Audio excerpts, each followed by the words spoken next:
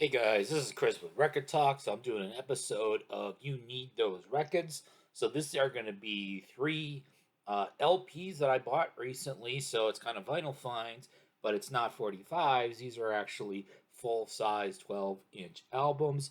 I got three of them. And so let's get right into it. Let's start off. This is something I got at an antique mall.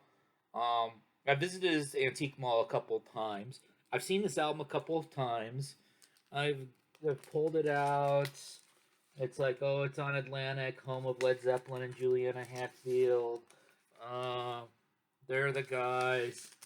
I had this on cassette once upon a time. I might still have it on cassette. Um, and so this came out in like 1983.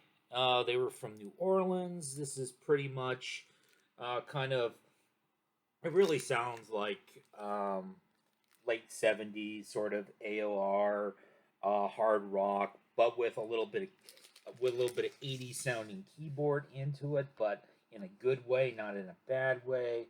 Um, I think this album did fairly well, but they kind of fell off after that.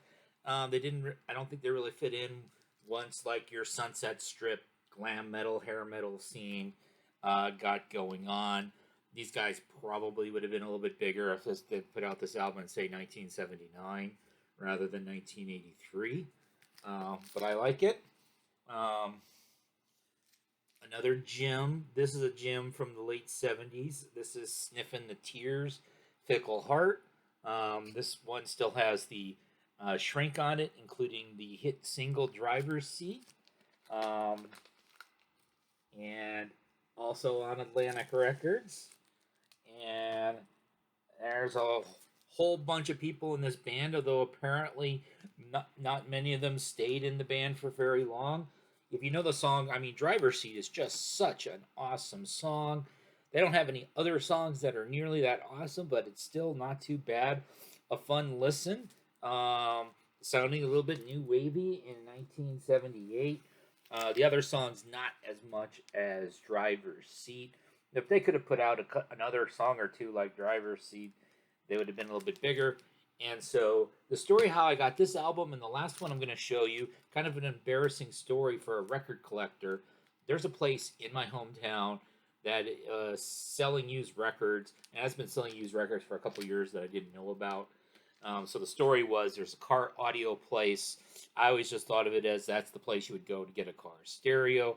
But then I very recently learned that they also have a small section of used albums and CDs. And so I visited there for the first time. I kind of noticed at that place that they were overpricing big names and maybe slightly underpricing not so big names. You'll see that especially the Sniff and the Tears I got for like $6. This next record I only got for $4. I remember when I first got there, the very first album I saw was Michael Jackson Thriller, and it was like I think it was like $50 or something ridiculous. There's like 50 million copies of that damn album. I have one I bought for $4. So, but here's another album I bought for $4. So this is Emitt Rhodes. So this is self-titled. Um, Technically, it's not his debut, but in a sense, it kind of is. And so I know some of you know the story of Emitt Rhodes. I'm pretty much a newbie to him, but he grew up in like the suburbs of LA in the 1960s. I think he was in a couple sort of um, bands, sort of garagey, psyche, sunshine poppy bands.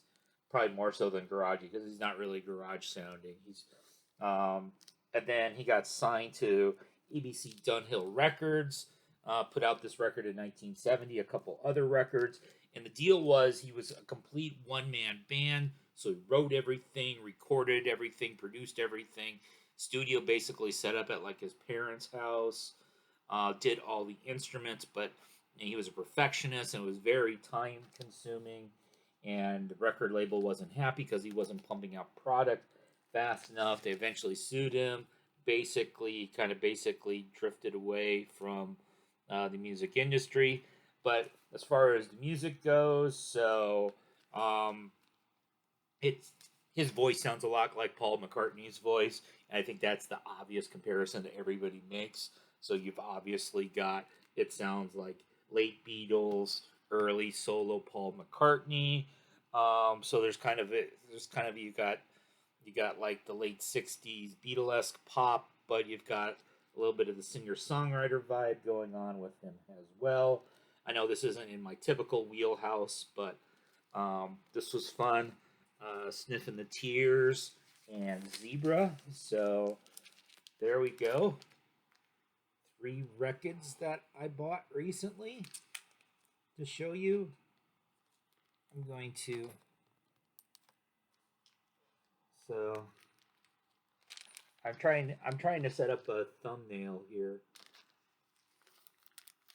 with all 3 records, so you can actually, if you're still watching, you should have stopped watching a while ago. But there you go, 3 Rekkids.